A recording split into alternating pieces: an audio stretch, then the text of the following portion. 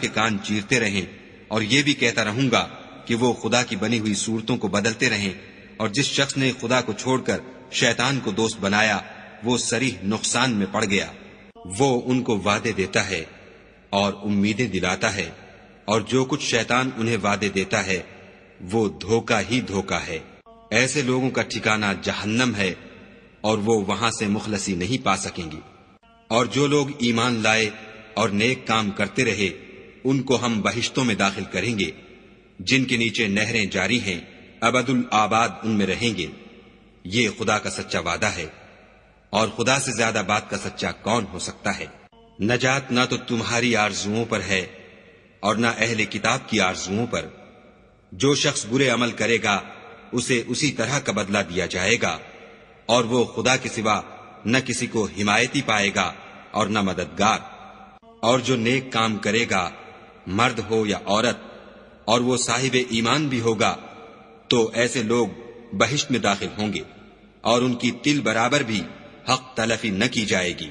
اور اس شخص سے کس کا دین اچھا ہو سکتا ہے جس نے حکم خدا کو قبول کیا اور وہ نیکوکار بھی ہے، اور ابراہیم کے دین کا پیرو ہے جو یکسو مسلمان تھے، اور خدا نے ابراہیم کو اپنا دوست بنایا تھا۔ اور آسمان اور زمین میں جو کچھ ہے سب خدا ہی کا ہے، اور خدا ہر چیز پر احاطہ کیے ہوئے ہے۔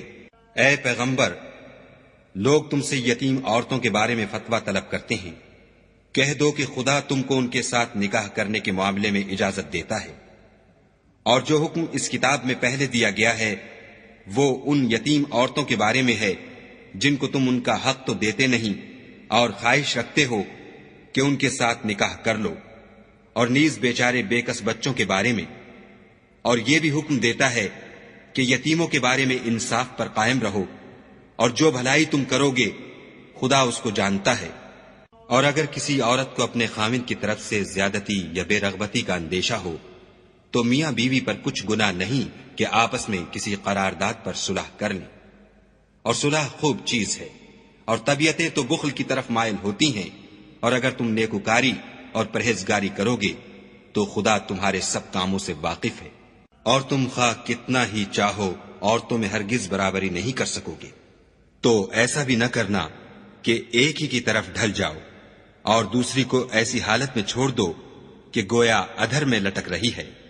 اور اگر آپس میں موافقت کر لو اور پرہیزگاری کرو تو خدا بخشنے والا مہربان ہے۔ اور اگر میاں بیوی میں موافقت نہ ہو سکے اور ایک دوسرے سے جدا ہو جائیں تو خدا ہر ایک کو اپنی دولت سے غنی کر دے گا، اور خدا بڑی کشائش والا اور حکمت والا ہے۔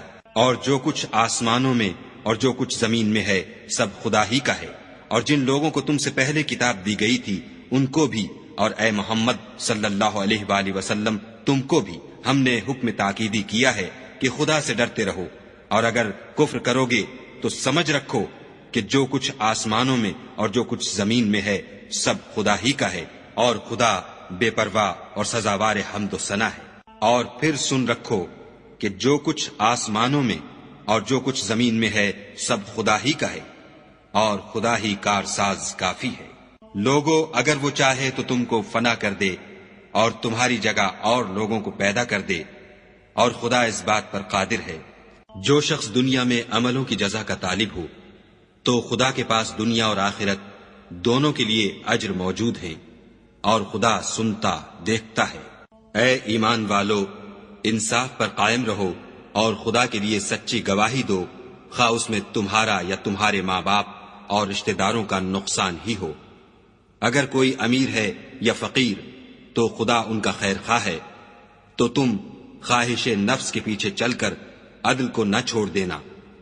اگر تم پیشدار شہادت دو گے یا شہادت سے بچنا چاہو گے تو جان رکھو خدا تمہارے سب کاموں سے واقف ہے۔ مومنو، خدا پر اور اس کے رسول پر اور جو کتاب اس نے اپنے پیغمبر آخر الزماں پر نازل کی ہے اور جو کتابیں اس سے پہلے نازل کی تھیں سب پر ایمان لاؤ۔ اور جو شخص خدا اور اس کے فرشتوں اور اس کی کتابوں اور اس کے پیغمبروں اور روز قیامت سے انکار کرے وہ رستے سے بھٹک کر دور جا پڑا۔ جو لوگ ایمان لائے پھر کافر ہو گئے، پھر ایمان لائے پھر کافر ہو گئے، پھر کفر میں بڑھتے گئے ان کو خدا نہ تو بخشے گا اور نہ سیدھا رستہ دکھائے گا۔ اے پیغمبر، منافقوں یعنی دو رخے لوگوں کو بشارت سنا دو کہ ان کے لیے دکھ دینے والا عذاب تیار ہے، جو مومنوں کو چھوڑ کر کافروں کو دوست بناتے ہیں۔ کیا یہ ان کے ہاں عزت حاصل کرنی چاہتے ہیں؟ تو عزت تو سب خدا ہی کی ہے، اور خدا نے تم مومنوں پر اپنی کتاب میں یہ حکم نازل فرمایا ہے کہ جب تم کہیں سنو کہ خدا کی آیتوں سے انکار ہو رہا ہے اور ان کی ہنسی اڑائی جاتی ہے، تو جب تک وہ لوگ اور باتیں نہ کرنے لگیں ان کے پاس مت بیٹھو، ورنہ تم بھی انہی جیسے ہو جاؤ گے۔ کچھ شک نہیں کہ خدا منافقوں اور کافروں سب کو دوزخ میں اکٹھا کرنے والا ہے۔